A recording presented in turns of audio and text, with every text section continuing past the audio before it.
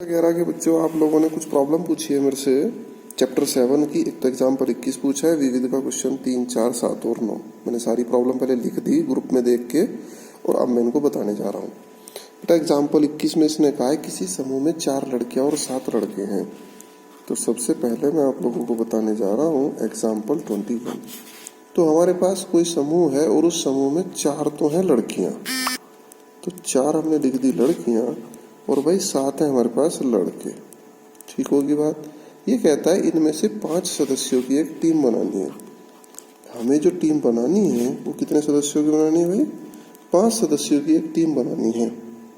कितने प्रकार से बनाई जा सकती है? यदि टीम में फर्स्ट एक भी लड़का नहीं है। तो फर्स्ट पार्ट में क्या कहा भाई इसने? एक भी लड़का नहीं है। तो भाई मुझे एक बात बताओ, एक भी लड़का जब नहीं है, लड़कियां ही लेनी है हमें, तो कितने सदस्यों की टीम बनानी? 5 की। तो हमें क्या लेनी है इसमें? लड़कियां। तो अब मुझे आप एक बात बताओ कि भाई क्या कहा फर्स्ट पार्ट में? एक भी लड़की नहीं है, लड़का नहीं लड़की। तो एक भी लड़की नहीं है तो लड़कियां तो लेनी ही नहीं, 7 लड़के लेने। तो 7 लड़कों में से 5 लड़के चुनने के तरीके 7C5, this is the answer. उसके बाद भाई सेकंड पार्ट में क्या बोला इसने भाई? कम से कम एक लड़का तथा एक लड़की हो। तो भाई कम से कम एक लड़का तथा एक लड़की हो। तो भाई एक बात बताओ, जहां भी वर्ड कम से कम आए तो उसमें आपको पूरा रिसर्च करके दिखानी पड़ेगी। कम से कम एक लड़का हो और कम से कम एक लड़की भी हो। तो यहाँ कुछ इस तरीके से लिखेंगे। यहाँ से सर्वप्रथम आप क्या लेंगे? यहाँ 5 सदस्य चाहिए हमें। तो 5 सदस्यों में हमने क्या ले लिया भाई? हमारे पास 4 लड़कियां और एक लड़का। 4 लड़कियां व एक लड़का, एक तरीका हो गया। उसके बाद इसे घटाते चलो भाई, 4 लड़कियां है ना। अब आप करो 3 लड़कियां व 2 लड़का। अब आप करो 3 के बाद 2 लड़कियां व एक लड़का, 2 लड़कियां व 3 लड़के। फिर आप करो 1 लड़की व 4 लड़के। अब भाई एक लड़की से कम पर तो हम जा नहीं सकते भाई, कम से कम एक लड़का एक लड़की तो होनी चाहिए। तो पहली कंडीशन में हमने क्या ले लिया? कम से कम एक लड़कियां ली, 4 लड़के लिए। मतलब एक लड़का लिया और 4 लड़कियां ली हमने। तो भाई एक लड़का और 4 लड़कियां, चुनने का तरीका 4 लड़कियां। तो हमारे पास टोटल कितनी थी? 4 लड़की। तो 4 लड़की में से 4 चुनने का तरीका 4C4 हो गया, एक लड़का। अब एक लड़का यानी 7 लड़के हमारे पास, 7 में से एक लड़का चुनने का तरीका 7 1। बेटा बीच में गुणा जब तक घटना कंप्लीट नहीं होती। जब घटना कंप्लीट है सबके बीच में प्लस लगाएंगे बाद में। ऐसे यहाँ 3 लड़कियां, लड़कियों की संख्या हम घटाते जा रहे। 3 लड़कियां तो 4C3 और यहाँ 7C2। यहाँ बेटा 4C2 और यहाँ 7C3। यहाँ आया 4C1 और यहाँ आया 7C4। तो मुझे उम्मीद है किसी को कोई दिक्कत का सामना नहीं करना पड़ रहा होगा। कहीं भी अगर कम से कम आएगा या ज़्यादा से ज़्यादा, तो वहाँ आपको पूरा एक्सपेरिमेंट करके दिखाना पड़ेगा। और जहाँ तथ्य तय आ गया वहाँ तो कोई दिक्कत वाली बात है ही नहीं। तो इसी चीज़ को ध्यान में रखते हुए एग्जाम्पल की बाकी चीज़ें भी आप करोगे। अब इन सारों को आप जोड़ दें कैलकुलेट करके। तो जब आप इन सारों को जोड़ेंगे आंसर जोड़ रहे क्यों? क्योंकि जब घटना कंप्लीट हो जाती है उसके बाद सबके बीच में ऐड आता है। तो बेटा ऐसी बाकी पार्ट भी आप लोग कर लेंगे, मुझे उम्मीद है कि कोई दिक्कत नहीं आएगी। और सभी बच्चे कर भी रहे हैं काम। और बेटा मुझे उम्मीद है 12वीं के स्कूल खुल के तुम्हारे भी खुल ही जाएंगे जल्दी। लेकिन तुम लोग यूट्यूब वीडियो से पढ़ते रहो, जब खुलेंगे तब का तब देख लेंगे। फिलहाल आप लोग पढ़ाई ना छोड़ो बिल्कुल भी। तो भाई उसके बाद आप लोगों ने पूछा है तीसरे का थर्ड पार्ट, मिसलेनियस का क्वेश्चन तीसरे का थर्ड पार्ट। तो भाई मिसलेनियस के तीसरे के थर्ड पार्ट में देखें क्या कहा इसने? 9 लड़के और 4 लड़कियों में से 7 सदस्यों की समिति बनानी है, अधिकतम 3 लड़कियां हो। तो बेटा बाकी पार्ट तुमने कर ही लिया होगा। इसने कहा अधिकतम 3 लड़कियां हो। तो बेटा अधिकतम 3 लड़कियां का मतलब क्या हुआ? तो ज़्यादा 3 लड़की लेनी है उससे कम। तो हमने क्या ले लिया यहाँ से? 3 लड़की। तो 3 तो आपने क्या ले ली? लड़की, सॉरी 3 तो आपने लड़की ले ली। और लड़के कितने लिए जाएंगे? 7 सदस्यों की टीम बनानी है भाई हमें, 4 लड़के। तो 4 क्या ले लिए हमने यहाँ से? लड़के। समझ में आ गई बात? हाँ, 9 लड़के और 4 लड़कियां ना, ठीक है। अधिकतम 3 लड़कियां घटानी शुरू कर दो। 2 लड़की और यहाँ हो गए आपके 5 लड़के। 2 के बाद 1 लड़की और यहाँ हो गए 6 लड़के। 1 के बाद 0 लड़की और यहाँ हो गए 7 लड़के। तो बात को समझने का प्रयास करें आप लोग। 7 सदस्यों की टीम बनानी, ज़्यादा ज़्यादा 3 लड़के ले सकते हैं। तो 3 लड़की 4 लड़के लिए, ज़्यादा 3 से 2 भी ले सकते हैं। 2 लड़की 5 लड़के, 1 लड़की 6 लड़के, 0 लड़की 7 लड़के। अब लड़कों की संख्या देखो, 7 है भी नहीं, हाँ 9 लड़के भाई हमारे पास और 4 लड़कियाँ। ओके, तो बेटा अब आपके पास कितने हैं टोटल? 9 लड़के हैं। तो 9 में से 4 चुनने के तरीके, 9C4 गुणाएगी बीच में, लड़कियां कितनी हमारे पास? 4 लड़की, तो 4C3। इसी तो आपको लोग खुद लिख ही लोगे। 9C5 और 4C2, यहाँ आ गया 9C6, यहाँ आया 4C1, यहाँ आया 9C7।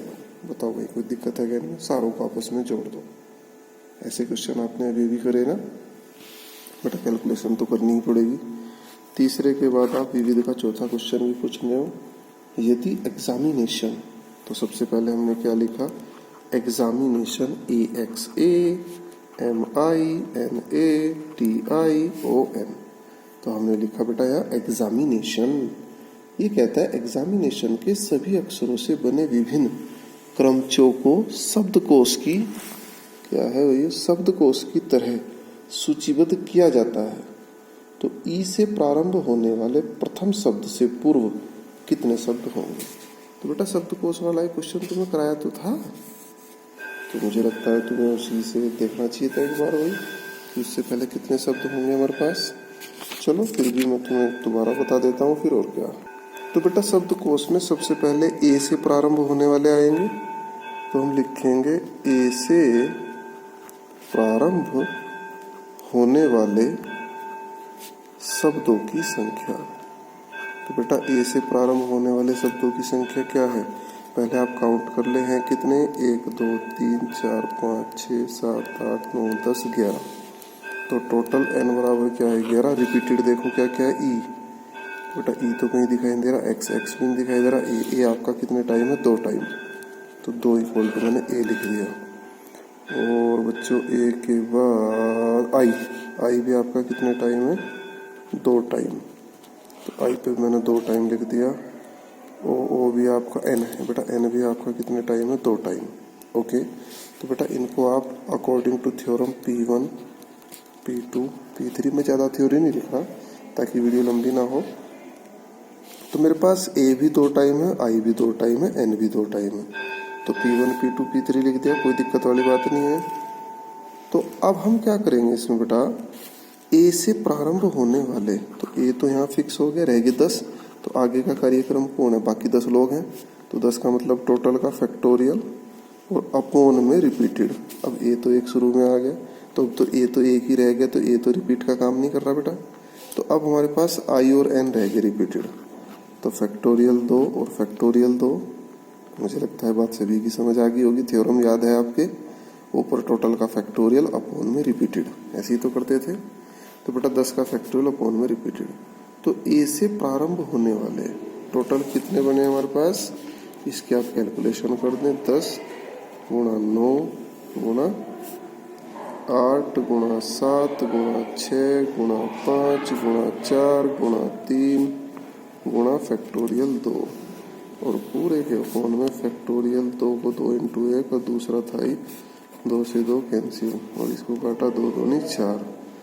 तो बेटा मुझे लगता है गुणा कर देंगे, जो भी कुछ आएगा यार गुणा तो तुम लोग खुद ही करके देख लेना एक बार क्या आएगा। अब ए से प्रारंभ होने के बाद आप लिखेंगे बी से प्रारंभ होने वाले। तो बच्चों बी से प्रारंभ, बी तो है ही नहीं है, सी से सी भी नहीं है, डी से ई वाले हमें चाहिए नहीं।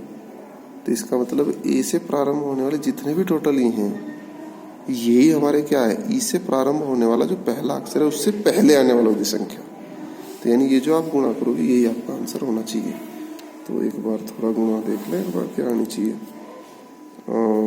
ये आ गया आपका 9 72, 720 पहले वालों की गुणा, फिर 7 6 42, या 5 6 30, 7 21, 210 और गुणा 2 गुणा 3 6। भाई कर लेना, थोड़ी सी गुणा भाग खुद ही कर लेना आप लोग, जो भी आएगी वही तुम्हारा आंसर। बात समझ में तो आ गई होगी ना सभी के। चौथे के बाद एक क्वेश्चन सातवां। तो बेटा चौथे में इसने कहा है, चौथा तो हो गया, सातवां। तो बच्चों सातवें में इसने कहा है किसी परीक्षा के एक प्रश्न पत्र में 12 प्रश्न हैं जो क्रम से 5 तथा 7 प्रश्नों वाले 2 खंडों में विभाजित है, खंड फर्स्ट और खंड सेकंड। तो बेटा खंड फर्स्ट जो है इसमें कितने प्रश्न है आपके पास? 5। और खंड सेकंड में कितने प्रश्न है आपके पास? 7। ओके, 2 खंडों में विभाजित है, अर्थात खंड फर्स्ट और खंड। एक विद्यार्थी को प्रत्येक खंड से न्यूनतम 3 प्रश्नों का चयन करके कुल 8 प्रश्न हल करने हैं। कुल कितने प्रश्न हल करने? 8। और न्यूनतम प्रत्येक खंड से 3 प्रश्न लेने के तरीके। तो बेटा पहला तरीका क्या होगा आपके पास? खंड, ऐसे क्वेश्चन वैसे तुमने कर लिया, कर सकते हो तुम इसे, खंड फर्स्ट से 3 व खंड सेकंड से 5, ये तो होगा पहला तरीका। अब खंड फर्स्ट से 3 के बाद 4 पढ़ाओ इसको भाई, न्यूनतम ही तो 3 लेने। जब यहाँ 4 ले लिए तो सेकंड से भी कितने लेंगे आप? 4। अब खंड फर्स्ट को और बढ़ाओ, फर्स्ट से कितने लेने? 5। तो इधर कितने लेंगे आप लोग? 3। अब बेटा इसको भी नहीं बढ़ा सकते आप 5 से 6, क्योंकि फर्स्ट खंड में 5 ही प्रश्न है। और यहाँ इसको घटा भी नहीं सकते, 3 से कम हम ले नहीं सकते। मुझे लग रहा है यही 3 तरीके, 3 को आप ठीक करके लिख दें। खंड फर्स्ट से 3 प्रश्न छांटने के तरीके 5C3 होगा भाई, 5C3। और खंड सेकंड से 5 प्रश्न छांटने का तरीका 7C5। ऐसे यहाँ लिख देंगे, क्या लिखेंगे? 5C4 और यहाँ लिखेंगे 7C4। इसको 5C5 और इसको 7C3। ये बढ़ता चला गया, 3 4 5, ये घटता चला गया 5 4 3। अब अभीष्ट प्रश्नों की संख्या सबको हम जोड़ दें। तो बेटा बेसिक चीज समझने का प्रयास करो। उसके बाद इसने कहा है 9वां प्रश्न, अभी भी कुछ ही समझना है मेरे से पूछ लेना। 5 पुरुषों और 4 महिलाओं को एक पंक्ति में इस प्रकार बैठाया जाता है कि महिलाएं सम स्थानों पर बैठती हैं। इस प्रकार के कितने विन्यास संभव हैं? महिलाएं कैसे स्थानों पर बैठती हैं? सम स्थानों पर। तो पहले स्थान ही लिख दें, 1 2 3 4 5 6 7 8 9, ऐसे।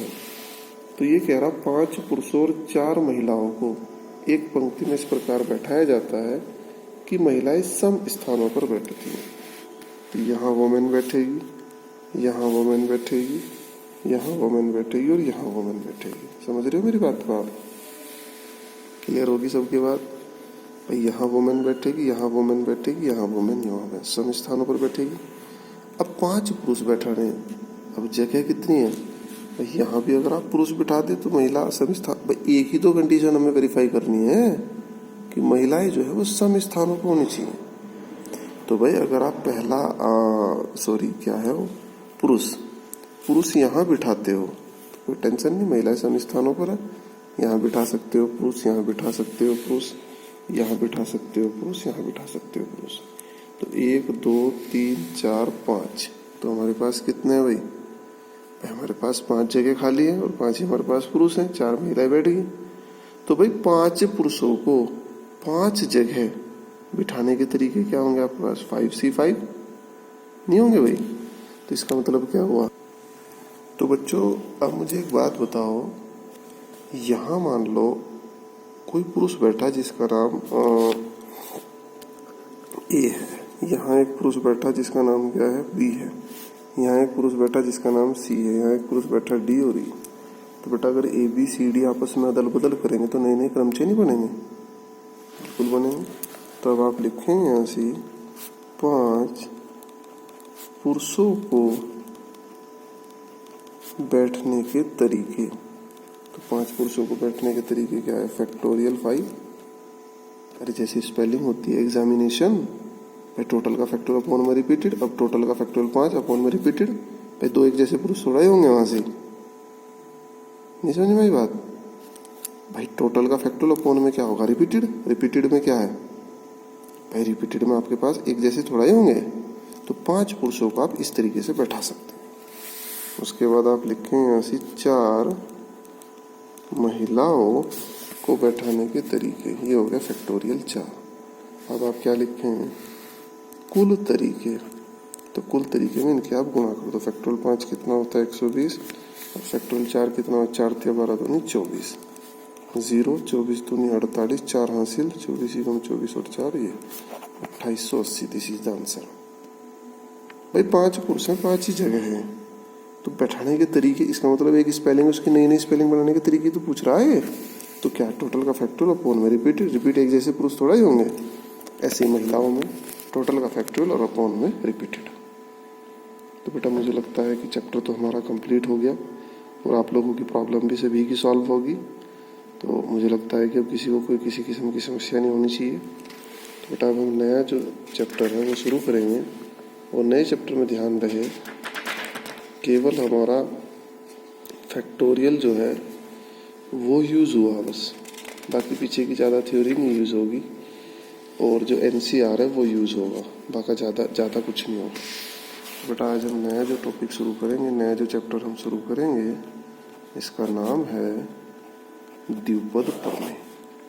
ठीक है, इसको हम बोलते हैं बाइनोमियल थ्योरम, इसको हम बोलते हैं बाइनोमियल थ्योरम। तो बेटा बाइनोमियल थ्योरम से पहले आपको 2 चीज़ें क्लियर है। एक तो फैक्टोरियल, मान लो कि फैक्टोरियल 5 लिखते हो तो 5 का क्या मतलब हुआ 5 4 3 2 1। जिसे नहीं पता वो भी इसको लिख ले। नया चैप्टर शुरू हो रहा, सभी बच्चे की जगह कोई छूट गया हो काम, लेकिन नए चैप्टर से काम ना छोड़े बिल्कुल भी। तो 5 4 3 2 1 लिख देंगे, तो फैक्टोरियल सबको क्लियर हो गया। एक यहाँ आएगा NCR, तो NCR क्या होता है फैक्टोरियल N, ये फैक्टोरियल का निशान, अपॉन फैक्टोरियल R और फैक्टोरियल N-R, ये फैक्टोरियल का निशान उल्टी आई जैसी बनाता आप। तो बेटा फैक्टोरियल आपको सॉल्व करना आ ही गया क्या, जो भी नंबर है एक एक कम करके गुणा में लिखते जाओ जब तक 1 ना आए।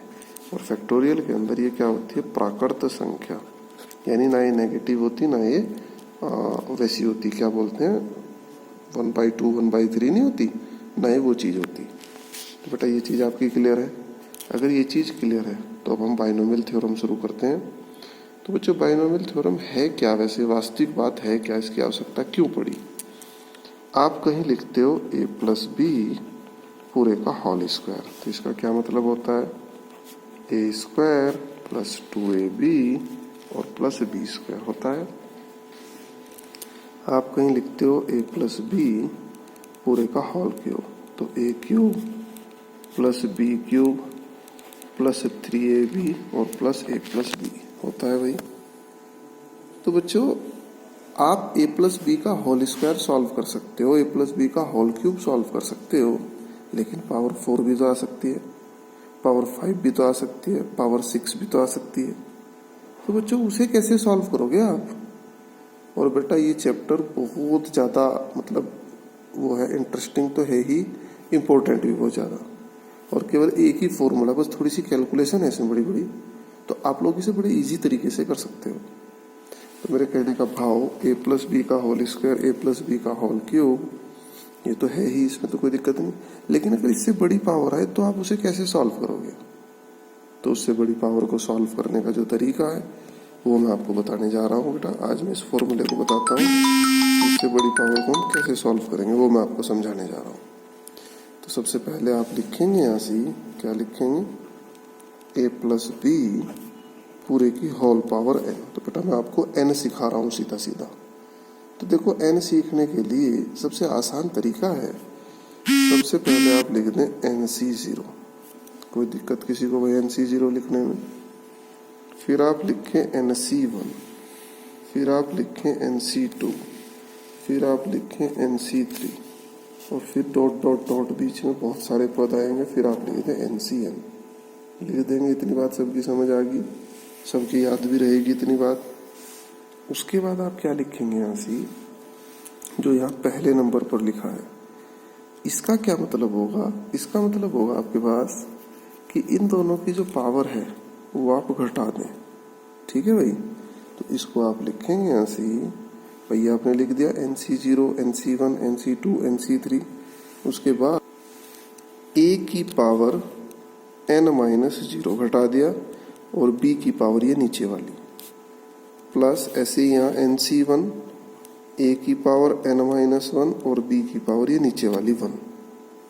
मतलब a की पावर दोनों का अंतर करेंगे इनका n-1 और b की पावर ये नीचे जो c के नीचे लिखा है, प्लस NC2 a की पावर n-2 b की पावर 2 प्लस NC3 a की पावर n-3 b की पावर 3 प्लस NCN a की पावर n-n और b की पावर n।